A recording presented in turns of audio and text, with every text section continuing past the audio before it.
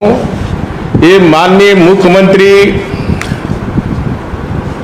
23 मार्च 2022 budget session में उन्होंने खुद कहा, और आप सभी प्रेस दीर्घा में रहे होंगे, जिसमें उन्होंने कहा यदि आप कानून के जानकार हैं तो खतियान के आधार पर कभी भी नियोजन नीति नहीं बन सकता, और कभी भी खतियान के आधार पर नियोजन नीति बनेगा तो कोर्ट उसे तुरंत खत्म कर देगा। ये हाउस का प्रोसीडिंग का पार्ट है, और जो सदन में उन्होंने कहा वो मैं भी आपको सुना रहा हूं।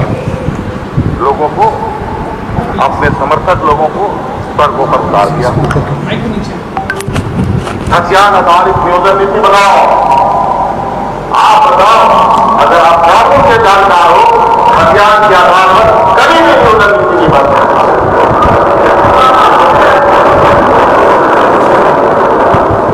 और कभी भी खतियान के आधार पर नियोजन नीति बनेगा, अध्यक्ष महोदय वो तुरंत कर देगा।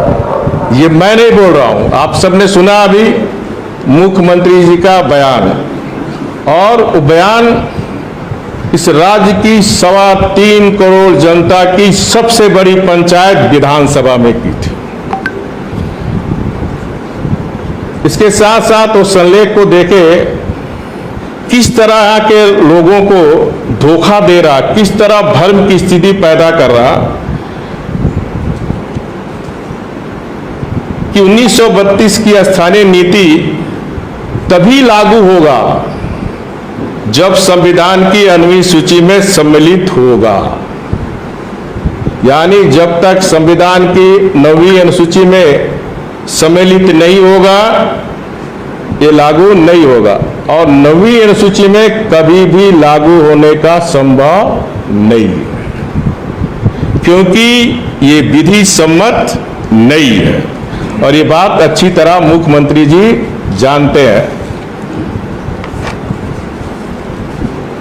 मैं आपको एक बात और बताना चाहता हूं, ये 9वीं अनुसूची के संदर्भ में ही स्थानीयता का मामला हो या आरक्षण का मामला या राज्य के अधिकार क्षेत्र का मामला है। जब मैं भी स्थानीय नीति 2016 में बनाया था, तो हमने 30 वर्ष से जो झारखंड में रह रहे हैं, जो 85 कट डेट, और उसमें और शर्त थे, जो झारखंड में जन्म लिए हैं, जिसके पास खतियान है, वो कॉपी आपको हम लोग दे देंगे, और नियोजन नीति से हमने जोड़ा, और 4 वर्ष आपने देखा हमारी 85 की जो कटअप डेट पर कोई विवाद नहीं हुआ, कोई मामला कोर्ट कचहरी नहीं गया, क्योंकि हमारी सरकार का मान्यता था, और भारतीय जनता पार्टी के घोषणा पत्र में था हमारी सरकार बनेगी तो झारखंड में रहने वाले यहाँ के बच्चे बच्चियों को 3rd ग्रेड 4th ग्रेड की नौकरी में प्राथमिकता मिलनी चाहिए, और हमने उसे लागू किया था। और शेड्यूल जिरिया में आपको पता होगा कि 10 वर्ष के लिए 3rd ग्रेड 4th ग्रेड के उस जिले के निवासियों को प्राथमिकता मिलेगा।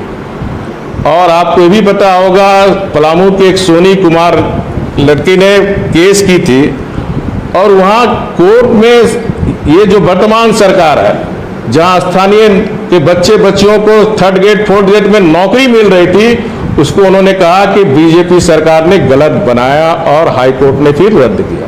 तो हाईकोर्ट का निर्णय में ये झारखंड सरकार के कारण ही जो नियोजन नीति में 3rd ग्रेड 4th ग्रेड में बीजेपी जो यहाँ के निवासियों का हक बनता है वो बीजेपी ने दिलाया था, उसको रद्द कराने का काम हेमंत सोरेन सरकार ने की है।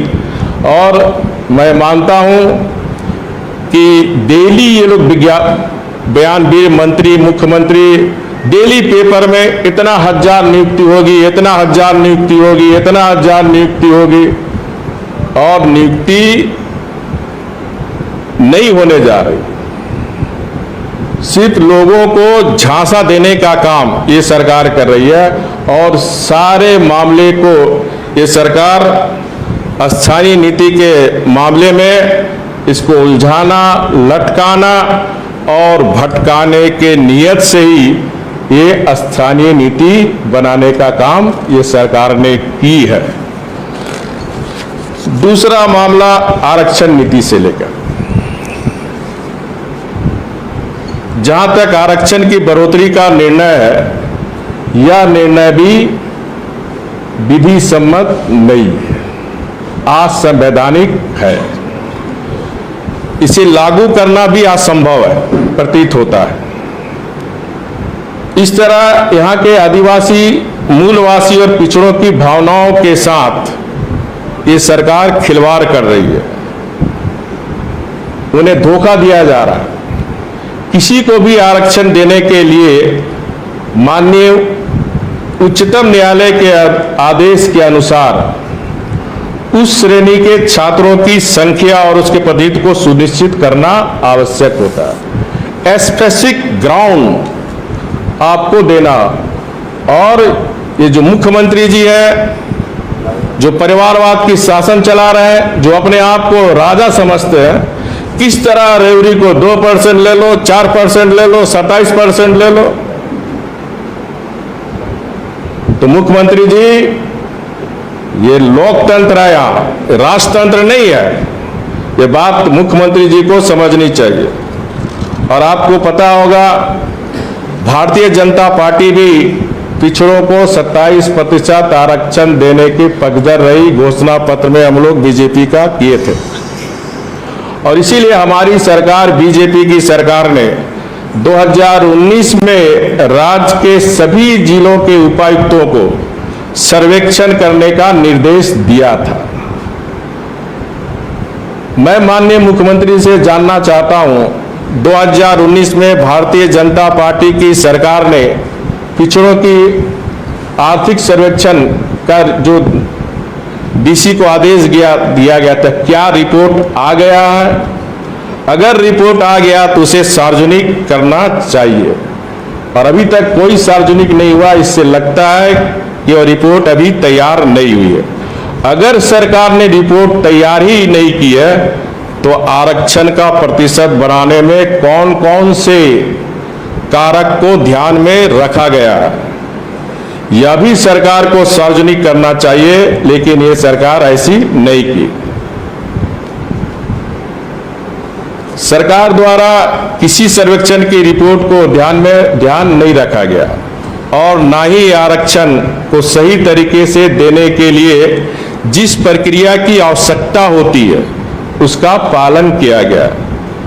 जिस तरह वर्तमान सरकार अपने पद का दुरुपयोग कर खनन व्यापार में लिप्त है, उसी तरह आरक्षण को भी सरकार अपनी राजनीतिक स्वार्थ के लिए व्यापारिक रूप से झारखंड वासियों को धोखा दे रही है। फिर मैं कह रहा हूं, मुख्यमंत्री जी, ये राजतंत्र नहीं है, लोकतंत्र है। निर्धारित प्रक्रिया पूर्ण किए बिना इस तरह का फैसला लेना प्रजातंत्र में नहीं होता है। इस देश में, देश संविधान से चलता है, देश कानून से चलता है। उच्च पदों पर बैठे व्यक्तियों के मन और इच्छा से देश नहीं चलता है। ये बात की जानकारी माननीय मुख्यमंत्री जी को होनी चाहिए। आज इसी दो विषय पर यह हमारा प्रेस वार्ता था। इस संदर्भ में अगर किसी पत्रकार भाई बहन को कोई पूछताछ करनी, तो आप पूछताछ कर सकते हैं। सर, आज हेमंत जी का 1000 दिन पूरा हुआ है। आपके बाद वही है दूसरे नंबर पे जिन्होंने 1000 दिन अपने कार्यकाल का पूरा किया है। क्या आपको लगता है कितनी उपलब्धि रही जिस तरह से सरकार कार्य करती है? देखिए, इस सरकार के पास कोई उपलब्धि नहीं है। मैं उन्हें 1000 की बधाई भी देना चाहता हूं, लेकिन किस लिए बधाई दूं? क्योंकि इस झारखंड की जल, जंगल, जमीन, खनिज संपदा की लूट के लिए बधाई दूं?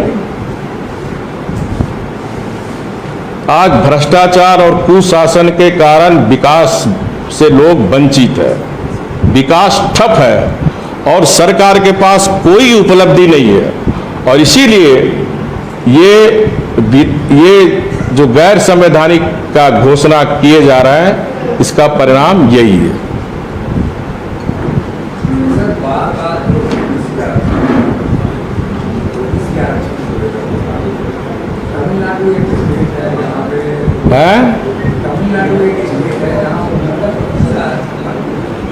अच्छा प्रश्न पूछे आप, और आप वो समझ गए मैटर आपको। तमिलनाडु में 1993 में उस समय तत्कालीन मुख्यमंत्री करुणानिधि जी दो कमीशन, दो आयोग बनाकर पूरा बैकवर्ड समाज का सर्वेक्षण करके डाटाबेस, पिछड़ा समाज को जितनी रोजगार सरकारी नौकरी मिलनी चाहिए उतनी नहीं मिली, पूरी डाटा पेश करके तब 9वीं अनुसूची में शामिल की गई थी। लेकिन आपको ये भी बता दूं, 2007 में सुप्रीम कोर्ट ने ये भी आदेश दिया कि 50% से आप आरक्षण नहीं बढ़ा सकते, और सुप्रीम कोर्ट ने ये भी आदेश दिया कि 9वीं अनुसूची का शामिल होने के बाद भी सुप्रीम कोर्ट समीक्षा कर सकता है। उन्होंने पूरी एक्सरसाइज की, दो कमीशन बनाया, पूरी राज्य का पिछड़ा समाज का डाटा बेस तैयार किया, रोजगार से संबंधित, शिक्षा से संबंधित, ये समाज पिछड़ा है। तभी जाकर 1993 में ये 9वीं अनुसूची में शामिल हुई थी। तो क्या सरकार ये सारी प्रक्रिया पालन की है? तो आनन फानन में झारखंड की जनता को धोखा दे रहा है, और जो 20,000 करोड़ का घोटाला, अवैध खनन जो झारखंड के आज हर बच्चे के जुबान में है, उससे भटका ध्यान हटाने के लिए इस तरह के अविधि सम्मत इन्होंने ये घोषणा की है। बहुत बहुत धन्यवाद। किसी के पास प्रश्न नहीं है, सारे विषय आ गए हैं। बहुत बहुत धन्यवाद।